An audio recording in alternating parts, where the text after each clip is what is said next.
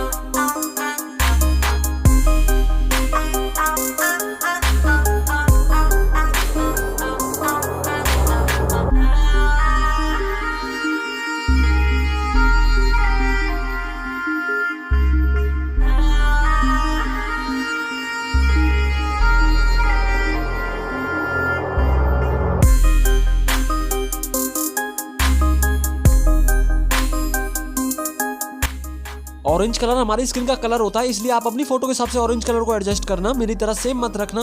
जिसने video skip कर दी है मैं उसको दोबारा से बता दूं, बैकग्राउंड एंड पीएनजी का लिंक आपको मिल जाएगा डिस्क्रिप्शन में, वहां से आप इजीली डाउनलोड कर सकते हो। अगर आपने वीडियो स्किप करी है तो दोबारा से बैक जाके भी आप वीडियो देख सकते हो, क्योंकि काफी मेन स्टेप्स इस वीडियो में मैंने आपको बताएं, इसलिए मैं नहीं चाहता कि आप उन स्टेप्स को मिस करें।